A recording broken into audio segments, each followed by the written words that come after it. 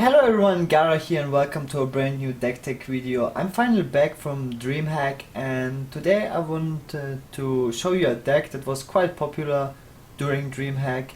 It's the most played Druid version and it's called Fast Druid. I'm not sure if this is the official name. So it is basically the mid-range Druid with Wild Growth and Double Force of Nature. So yeah, enough about that, let's just jump right into the deck list and talk about the cards a little bit more. First we have the double, in a way it's pretty standard Fairy Druid deck. The double Wild Growth, it is really interesting and really important. You play that's like one reason why this deck is called Fast Druid, I suppose. You get really fast mana crystals, you play minions fast, you damage your opponent quickly and finish him off quickly. This deck is not made to drag the game on very long, but it still can in certain cases with some big minions you have in your deck, but you will most likely lose against really slow control decks because they have just a stronger late game. Yeah, you play the double Wild Growths, you have the double Wrath as a removal card. I play one Blood Mage Thanos. The reason why I play it, it's a really nice combo with the swipe and it's much faster than the Shudrak swipe for example. And I prefer this for ladder play, to play with Thanos, so this is the reason. Like, this deck is good for ladder as well, so yeah, I made this version to be good for ladder. But it can also be really nice in tournaments, like the exact same deck list. So if you really don't like the Thanos, you can change it for another 2-drop or yeah, cards you like Black Knight for example. But as I said, I really like the Thanos. It has also nice synergy with the Wrath for example, and it cycles your deck. You have one slot for 2-drops. Some people play Sun Fury Protector to have more taunts in their in this deck, because right now you have only the 2 Druid of the Claws. Sometimes it's not enough as taunts. So also, if you prefer the free toughness to attack 2-drops over the free attack 2 toughness 2-drops, then you might as well play the Sun Fury Protector. It's basically if you wanna play Sun Fury Protector or Fairy Dragon. I played the Fairy Dragon just because Miracle Rogue is really popular, and Fairy Dragon can be really annoying to be removed. If you have the coin, let's say you have the turn 1 coin Fairy Dragon, it is really difficult for the Miracle Rogue to remove this card. Sometimes he even has to attack it with the dagger twice, so you get 9 damage in just from the Fairy Dragon. If he has the coin and the SI7, I usually mulligan this card because it dies for free basically. It's like the only case where this card is bad. It's also good in a mirror match because it doesn't die to Wrath, and yeah, it can't be removed by a Shaman as well, by a Lightning Bolt for example. It's a really nice card. I play the double Savage Raw Force of Nature. That's like the core of this deck. Sometimes you can use one part of the combo just to remove big minions from the board, or just to damage your opponent so you can finish him one turn later with a swipe, Druid of the Claw combination, or Agent Commander. There's a really a huge amount of burst in this deck. Yeah, and also the second reason is that you just draw always into the combo. That's why you play two copies of each. Harvest Golem is one of the strongest cards right now in the current meta game. It's ridiculously hard to be removed by any deck, any class. It's annoying. It stays on the board, which is also really important for the Savage Roar combo, that you have minions on the board when you play the combo, just to get more damage, more burst out of the combo on turn 9, and Harvest Golem is a perfect card for that.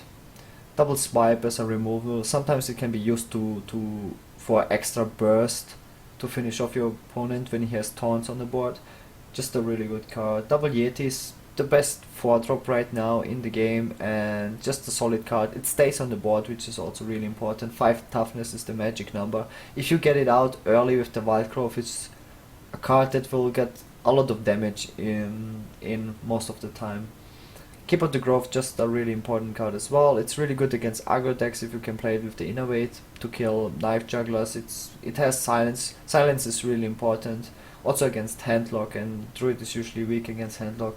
You can kill their shoe drakes, and yeah, it's a really good card overall, very versatile. The double shoe drakes also, it replaces itself. You get spell power for your swipes.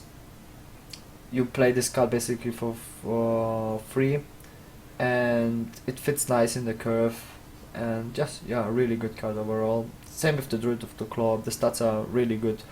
One of the best taunters in the game. Best 5 mana drop. It can also be used as a charge minion when you need it to get more burst damage in. Just fits the deck perfectly. Yep, second part of the Force of Nature combo, nothing to say there. Really important. Most of the time you use this card as a finisher. Agent Commander, also charge, has the Divine Shield. Sometimes you just play it on turn 6 and attack your opponent's face, and you let him deal with this card, just to get some additional burst damage in.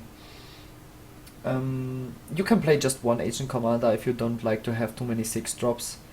You can replace this card also with a Black Knight, for example, if you wanna play a Black Knight, or with a BGH. It really depends what you like to play. Those are some cards are really flexible in this deck. The flexible cards are, I would say, Savannah's Cairn, one Agent Commander, and Fairy Dragon, and maybe even the Thanos. You can exchange them for Black Knight, for example, if you like it, or BGH if you think it's important. Like if many handlocks are playing, so I would definitely play one BGH. It really depends what you like to play. Yeah. You might even put in one Ragnaros. I've seen people playing one Ragnaros. I personally don't like Ragnaros because it's the only BGH target in your deck, and it's also weak to Faceless. So yeah. Or you can play one Scenarios in this deck.